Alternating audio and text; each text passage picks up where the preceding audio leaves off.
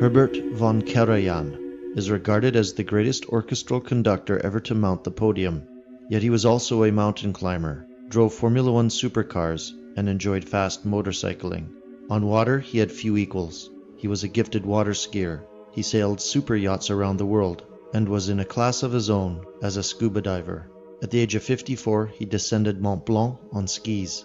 The multilingual Austrian-German piloted his own aircraft, fixed wing and helicopter, and he earned the respect of many iconic sportsmen around the world.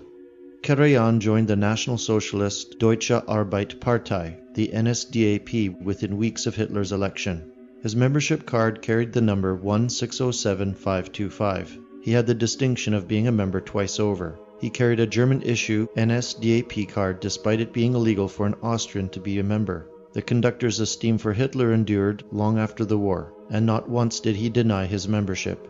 Roger Vaughan, the conductor's biographer, tells of the time when they drove through the Berchtesgaden and up winding forested roads to Adolf Hitler's mountain home. As they neared the ruins, bombed by the US Air Force then looted, von Karajan expressed deep sadness, stating, "There is no monument to him."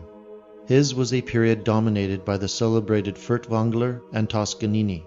No one can read of Karajan's struggle for fame without admiration for his tenacity. His was a life of grueling hard work, ingenuity, and God-given talent. He represented the culture of the Third Reich. Upon Germany's defeat, the conductor was persecuted by the forces of occupation. Like millions of others, he was denied the means to support himself or his family. Until December 1948, when he was finally cleared by the Allies, he lived in St. Anton, a remote wooded area north of Milan. Partisans would have murdered him had they known of his existence there. Karajan's association with National Socialism never troubled him, however. He wouldn't discuss the matter other than declaring, "I would not change anything I have done." Even those not given to respect National Socialist ideology noted that no matter what inducements or threats, Karajan never renounced his beliefs.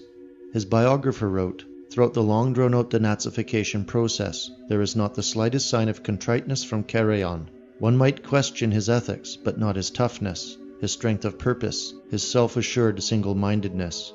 He told the authorities what he had done, and he told them with his head held high and his voice in full timbre. And when he was challenged, he didn't defend himself, he attacked." The last musical work performed on Berlin radio before it went off the air in May 1945 was Anton Bruckner's 7th Symphony in E major.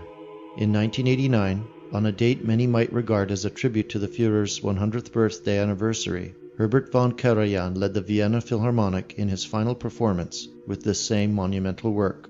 The famed British diplomat, Les Liège, an ardent classical music expert, was a close friend of Karajan. He describes how in 1947 he arrived early at the conductor's humble flat. Religious books of all sorts were scattered about. Passages in books had been underlined and notes scribbled in the margins. Edge wrote, "When he returned, I asked him about it. He said that you don't need any faith to believe in God, because there are plenty of signs available of his existence.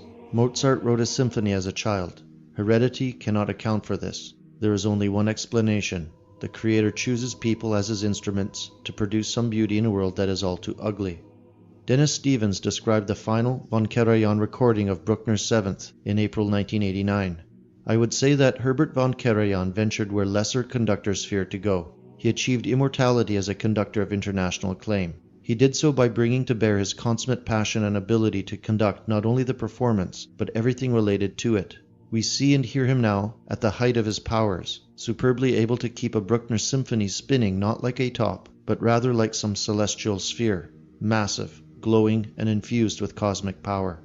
Karajan exemplified this Germanic oversoul, that very same which conducts and unites all ethnic Europeans, wherever they stand in this world.